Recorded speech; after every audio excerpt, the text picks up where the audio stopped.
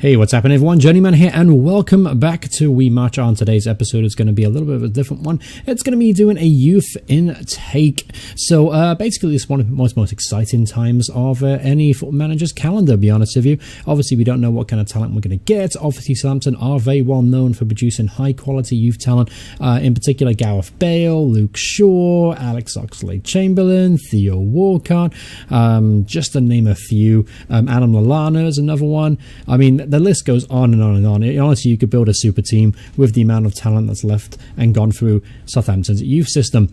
But anyway, I haven't looked at my team yet whatsoever. I just got the announcement in here. So let's go ahead and take our first look and first impression of the youth team.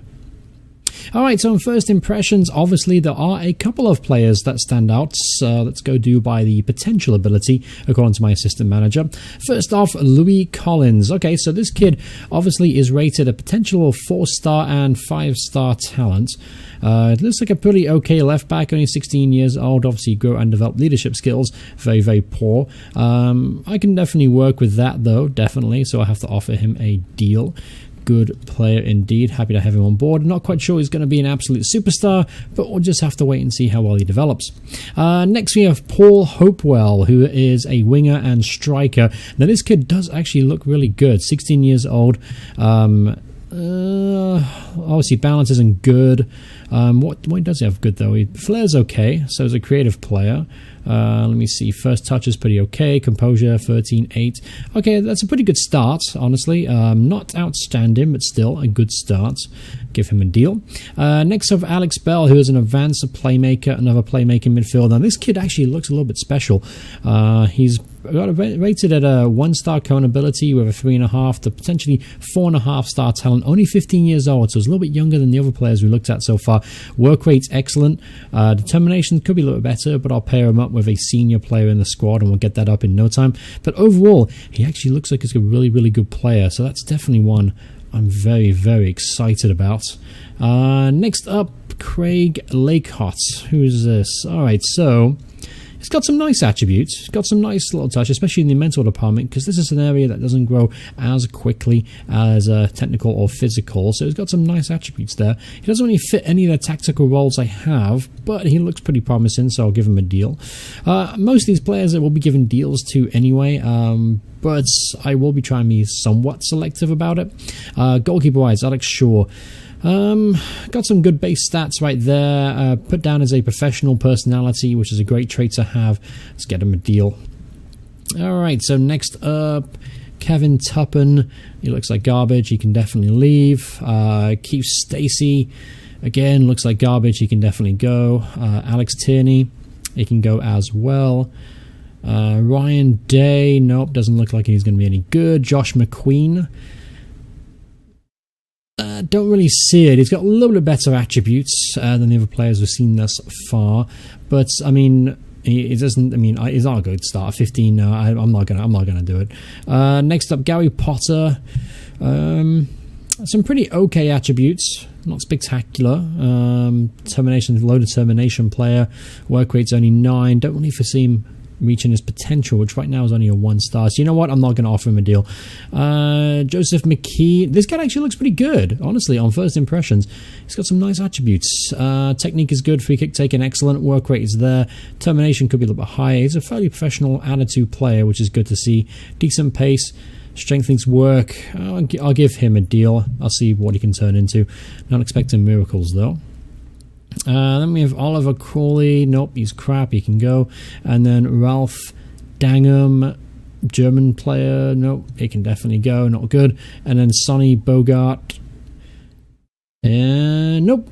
Nope, no good either. Okay, so looking like it, we've got about maybe 6 players out of this youth intake that might be able to do something.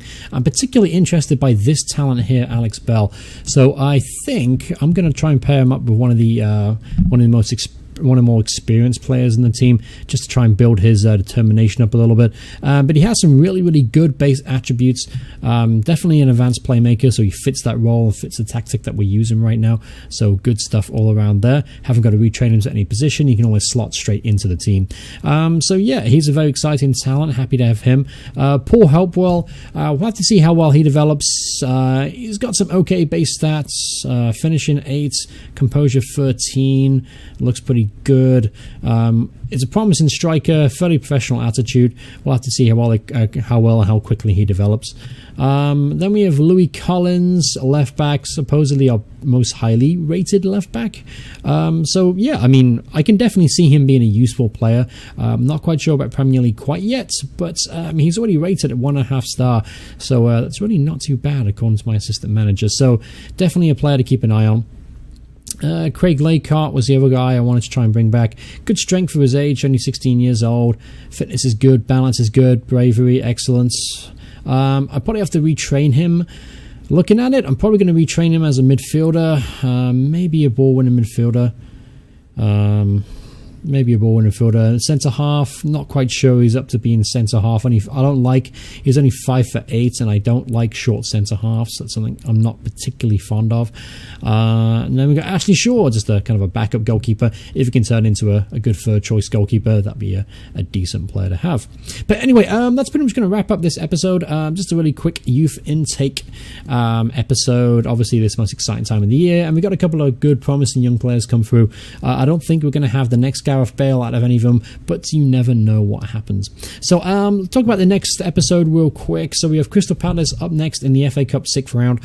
This is obviously going to be a huge fixture for us. We get through with them to the semi-final of the FA Cup.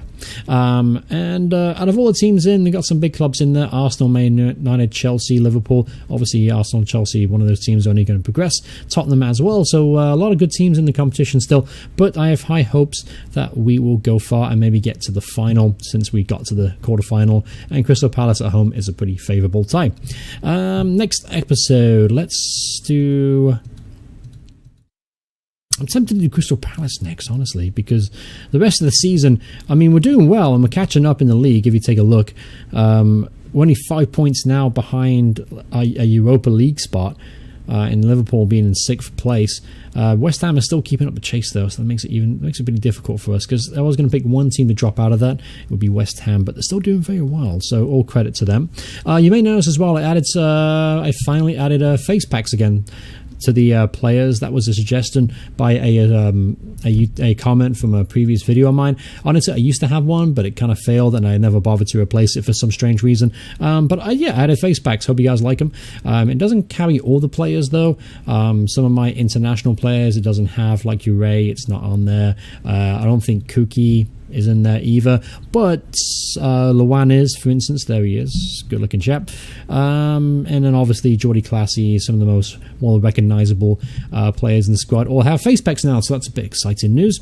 But thank you guys so much for watching the video. Hope you guys have enjoyed it. If you are, remember to hit like on the video itself. I didn't actually tell you what was going to be next. You know what we'll do is we'll actually play that Crystal Palace in the FA Cup 6th round game, because obviously the FA Cup is really all I've got left to play for this season, because it looks like we're going to finish pretty much where I expected us to be, and it's going to be, I mean, if we keep winning out, I mean, we still only lost one game since the start of December.